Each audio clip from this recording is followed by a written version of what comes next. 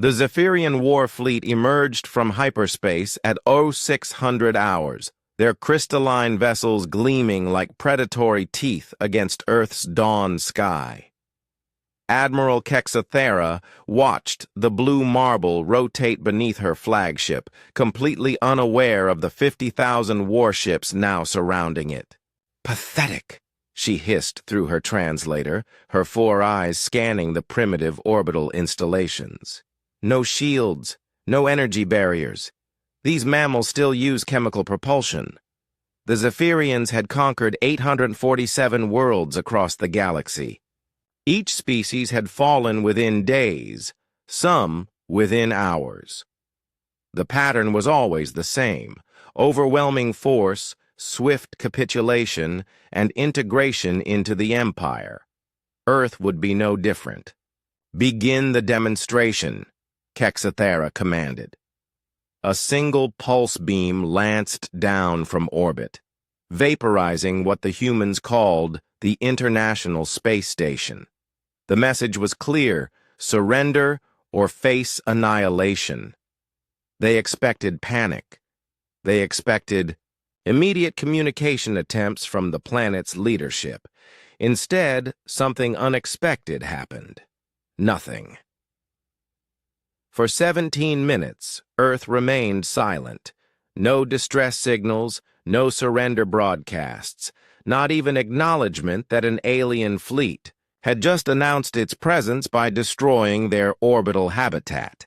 "Admiral," her communications officer reported, mandibles clicking nervously, "we're detecting massive electromagnetic activity across the planet's surface. It appears to be coordinated." Kexathera's confidence wavered. In her experience, primitive species either cowered or attacked uselessly with their crude weapons. They didn't go silent and start coordinating. What kind of activity? "Unknown, Admiral, but it's accelerating." At 0800 hours, the first human response came. Not from governments or military leaders, but from something called the Internet. Every screen, every device capable of receiving signals across the Zephyrian fleet suddenly displayed the same message in perfect Zephyrian script. "We know you're up there. We've been waiting." Kexathera's blood turned cold.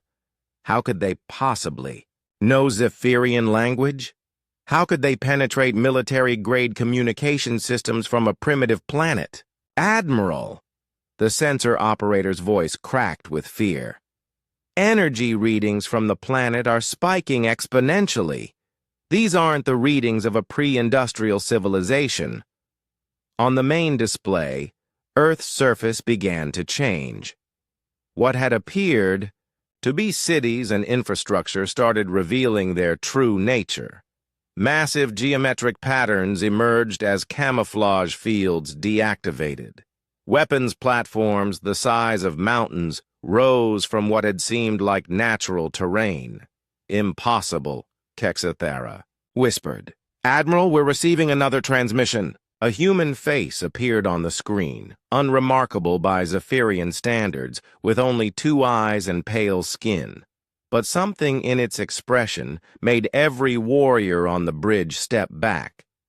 "I'm Dr. Sarah Chen, Director of the Terra Defense Initiative.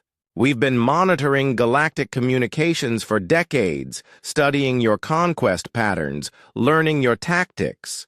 Did you really think a species capable of splitting atoms and manipulating genetics would remain primitive forever?" The human smiled, and it was the most terrifying expression Kexathera had ever seen. "We've been preparing for you. All of you." Across Earth's surface, the truth revealed itself. Humanity hadn't been building cities. They'd been building the largest fortress in the galaxy. Every major population center was actually a weapons platform. Every communication satellite was a targeting system. Every seemingly innocent space probe they'd launched over the past century had been mapping hyperspace routes and Zephyrian patrol patterns. "You see," Dr. Chen continued, "we learned something interesting about your species. You're excellent conquerors, but terrible innovators. You use the same tactics, the same technology, the same predictable patterns for every invasion. At Aero 900 hours, Earth's real defenses came online.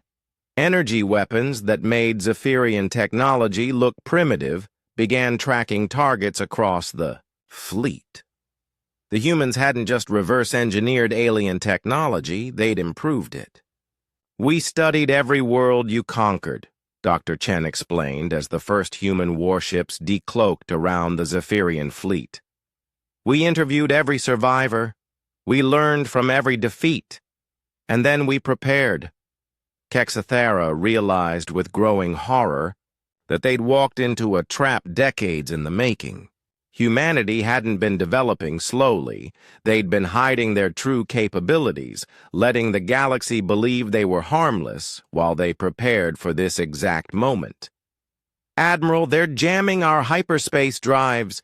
We can't retreat." The human ships were unlike anything in the Zephyrian database. Sleek, angular vessels that moved with impossible precision, their hulls seeming to bend light itself. And they were fast, faster than anything the Zephyrians had ever encountered. "You made one critical error," Dr. Chen's voice echoed across every ship in the fleet. "You assumed that because we appeared primitive, we actually were primitive. You never considered that we might be deliberately concealing our capabilities." At 1,000 hours, the battle began. It lasted exactly 47 minutes. Humanity didn't just win, they dominated. Their weapons bypassed Zephyrian shields like they didn't exist. Their ships moved through space with an agility that defied physics.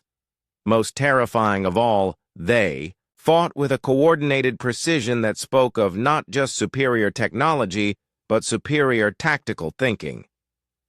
By 10:47 hours, Admiral Kexathara's flagship was the last Zephyrian vessel still operational. Her fleet, the pride of the Empire, floated, dead in space around her. "Surrender." Dr. Chen's voice was calm, almost gentle. "You came here to add another world to your empire. Instead, you've just encountered the galaxy's new apex predator." Kexathara looked at her shattered fleet, then at the blue world below, where this impossible species had been waiting, planning, preparing. She thought of the 847 worlds the Zephyrians had conquered, and realized with crystal clarity that the age of Zephyrian dominance had just ended. At 1200 hours, exactly 6 hours after the invasion began, the Zephyrian Empire's most powerful fleet formally surrendered to a species they had dismissed as primitive mammals.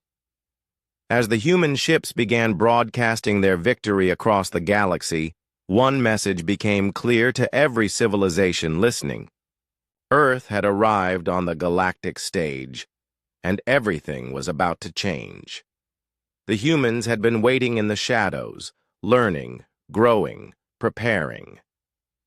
Now they were ready to claim their place among the stars, not as another conquered species, but as the galaxy's newest apex predator. The invasion had indeed begun at dawn. By noon, everything had changed forever.